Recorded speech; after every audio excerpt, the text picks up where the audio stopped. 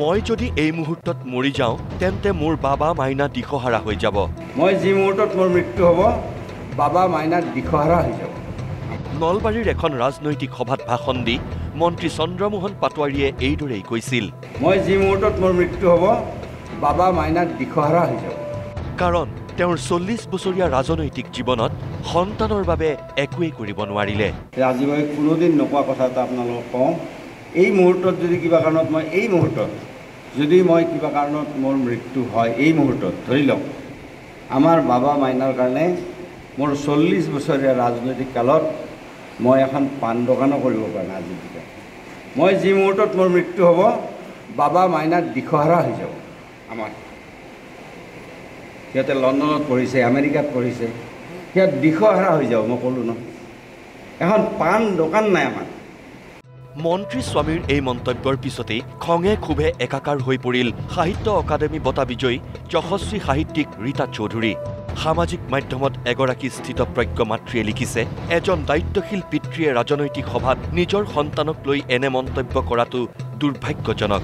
সামাজিক মাধ্যমতেই মন্ত্ৰী স্বামী চন্দ্ৰমোহন পাটোৱাৰীক তীক্ষ্ণভাৱে সমালোচনা কৰিলে ৰীতা চৌধুৰীয়ে। বিশিষ্ট সাহিত্যিক ৰীতা চৌধুৰীয়ে সামাজিক মাধ্যমত লিখিছে, পাণ দোকান, বাবা মাইনা আৰু আমাৰ আত্মসন্মান। দুদিনমান এটা বিশাল আৰু নিৰ্জন চৌহদত অকলে আছোঁ।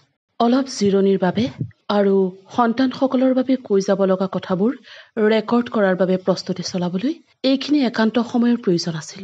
সামাজিক মাধ্যমত পোষ্ট দি থাকিলেও জৰুৰী বিষয়বোৰৰ বাহিৰে একো কথালৈ মন দিয়া নাছিলোঁ।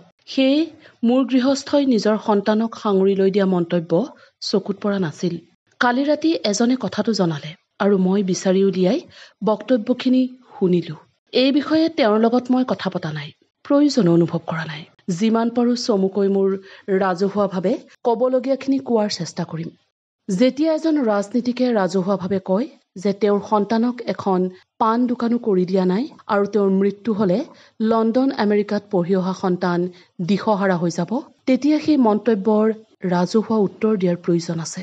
কাৰণ তেওঁৰ সন্তান দুটাৰ এগৰাকী মাকো আছে, যি টান মাটিত থিয় হৈ মূৰ তুলি জীয়াই থাকিব খোজে। আৰু আছেও, বাবা আৰু মাইনা মোৰো সন্তান। বাবাৰ নাম অভিৰূপ আৰু মাইনাৰ নাম কৃষ্টি। তেওঁলোক এতিয়া প্ৰাপ্তবয়স্ক, পিতৃ মাতৃ নিৰ্ভৰ শিশু নহয়। তেওঁলোকৰ আত্মসন্মান আৰু নিজা জীৱন দৰ্শন আছে, মোৰো আছে। বিয়াৰ 9 বছৰৰ পিছত মোৰ ছোৱালীজনীৰ যেতিয়া জন্ম হৈছিল, তেতিয়া মোৰ এটা বেংক একাউণ্ট আছিল আৰু তাত 3000 টকা আছিল। মাতৃ হোৱাৰ পিছত মোৰ দায়িত্ব সন্তানৰ যত্ন লোৱা, সঠিক পথ দেখুওৱা আৰু নিৰাপত্তাৰ ব্যৱস্থা কৰা। কিন্তু MLA হৈ থকা তাইৰ পিতৃয়ে যেতিয়া তাইৰ আহাৰ যোগানত গাফিলতি কৰিছিল আৰু পইচা বেংকৰ পৰা উলিয়াই কিনাৰ সময় নাছিল, আৰু যেতিয়া উপায় নাপাই দীপক বৰ্মন নামৰ ল'ৰা এটাৰ হতুৱাই বাতৰি কাকত বেচি সেই পইচাৰে কিনি আনিবলগীয়া হৈছিল, তাৰ পিছত মই সেই দায়িত্ব নিজৰ হাতত তুলি লৈছিলোঁ। উপাৰ্জন কৰা প্ৰতিটো পইচা মই তেওঁলোকৰ ভৱিষ্যত আৰু বৰ্তমানক আগত ৰাখি ব্যয় কৰিছিলোঁ। কলম তুলি লৈছিলোঁ, নিজকো শক্তিশালী ৰূপত গঢ়ি তুলিছিলোঁ। তেওঁলোককো ক্ষমতাই দিয়া সুবিধাবোৰৰ পৰা আঁতৰাই সাধাৰণ জীৱন জীয়াই থাকিবলৈ শিকক বুলি আৰু বিশালতৰ জগতৰ লগত পৰিচয় হওক বুলি দিল্লীলৈ লৈ গৈছিলোঁ। লণ্ডন আমেৰিকালৈ ময়ে তেওঁলোকক পঢ়িবলৈ পঠিয়াইছিলোঁ। তাৰ বাবে মোৰ সমস্তখিনি উজাৰি দিছিলোঁ। মই ত্ৰুটি বিচ্যুতিহীন নহয়, কিন্তু চেষ্টা কৰোঁ। অভিৰুখে ক্লাছ 8ৰ পৰা বিভিন্ন ঠাইত গীটাৰ আৰু ড্ৰাম বজাই উপাৰ্জন কৰিবলৈ আৰম্ভ কৰিছিল। মোৰ হাতত আনি আনি দিছিল, এতিয়াও কৰে। তেনেই সাধাৰণভাৱে জীয়াই থাকিবলৈ সেইখিনি যথেষ্ট। নিজেই পৰীক্ষা দি বিশ্বৰ 5খন কলেজত মিউজিক পঢ়াৰ সুবিধা পাইছিল। তাৰ পিছত তাৰ সপোন আছিল বষ্টনৰ বাৰ্কলি স্কুল অফ মিউজিকত পঢ়া। সেয়া মোৰ ক্ষমতাৰ সীমাৰ বাহিৰত আছিল।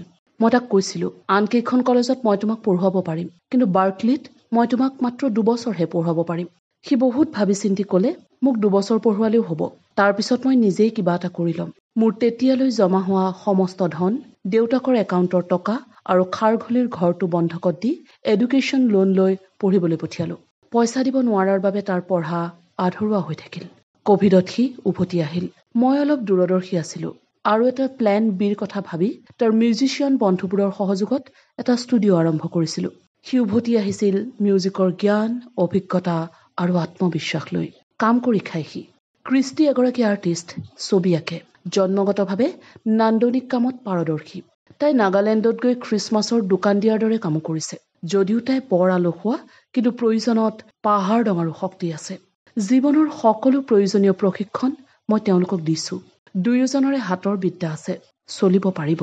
কিন্তু ক্ষমতাশালী পিতৃৰ ঘৰত ডাঙৰ হোৱা ল'ৰা ছোৱালী দুটাই এনেকৈ কাম কৰি স্বাৱলম্বী হৈ জীয়াই থাকিব পাৰিব বুলি জানিও তুলনামূলকভাৱে সুবিধাজনক পৰিৱেশৰ শৈশৱ আৰু বৰ্তমান পাৰ কৰা সন্তান দুটাৰ ভৱিষ্যতক লৈ মাতৃ হিচাপে মোৰ নিৰাপত্তাহীনতা আছে। সেয়েহে মই এটা পাব্লিশ্বিং হাউচ খুলিছোঁ। মিউজিকৰ ক্ষেত্ৰখন অনিশ্চিত। মই মাতৃ হিচাপে নিজৰ সন্তানক আনৰ ওচৰত হাত পাতি জীয়াই থকাৰ কথা কল্পনাও কৰিব নোৱাৰোঁ। মোৰ ভয়ো লাগে আৰু খুব দুখো লাগে। ল'ৰা ছোৱালী দুটাক ৰাজনৈতিক আৰু প্ৰতিকূল পৰিৱেশৰ মাজত মানুহ হিচাপে গঢ়ি তুলিবলৈ মই চেষ্টাৰ ত্ৰুটি কৰা নাই। ল'ৰাটোৱে কয় চিন্তা নকৰিবলৈ, কয় মই কিবা এটা কৰিম। এনে এটা পৰিস্থিতিত এজন ক্ষমতাশালী দেউতাকে এখন পাণ দোকানো কৰি দিয়া নাই বুলি আৰু তেওঁৰ মৃত্যু হ'লে বাবা মাইনা দিশহাৰা হৈ যাব বুলি ৰাজহুৱাভাৱে গৰ্ব কৰি কোৱাটো অত্যন্ত দুৰ্ভাগ্যজনক। ই আমাৰ বাবে অপমানজনকো। সন্তানৰ নিম্নতম নিৰাপত্তাৰ ব্যৱস্থা কৰাটো প্ৰতিজন পিতৃ মাতৃৰ দায়িত্ব। তেওঁলোক নিজৰ ইচ্ছাত পৃথিৱীলৈ নাহে। এজন ক্ষমতাশালী মানুহে কৰা পচন্দ নকৰাকৈও এইখিনি কাম আৰু ভালকৈ কৰিব পৰা সুবিধা থাকে। তাকে নকৰি পাণ দোকানৰ উপমা টানি আনি তেওঁৰ অবিহনে দিশাহাৰা হৈ যাব বুলি কৈ তেওঁ মাতৃ হিচাপে মোৰ যোগ্যতাকো অপমান কৰিছে। মোৰ 2 সন্তানক পৰমুখাপেক্ষী অসহায় শিশু হিচাপে প্ৰক্ষেপ কৰি তেওঁলোকৰ আত্মসন্মান আৰু যোগ্যতালৈকো আঙুলি টোৱাইছে। অতি দুৰ্ভাগ্যজনক। তেওঁ আমাৰ দৈনন্দিন জীৱন ভালদৰে পাৰ কৰাত যত্নপৰ নহয় বুলি কেতিয়াও ক'ব নোৱাৰে। কিন্তু তেওঁৰ অবিহনে দিশহাৰা হৈ যাব বুলি কোৱাটো পিতৃ হিচাপে তেওঁৰ ব্যৰ্থতা। এই তৰলতাৰ আৰু ৰাজনীতিৰ মাজলৈ নিজৰে হওক আৰু আনৰে হওক কাৰো পত্নী সন্তানক অনাহকত টানি অনাৰ নিম্ন স্তৰৰ সকলো প্ৰৱণতাৰ মই বিৰোধিতা কৰোঁ। মই বিচাৰোঁ সমাজত নতুনকৈ আৰম্ভ হোৱা এই ক্ষয়ংকাৰী ধাৰাৰ অন্ত পৰক।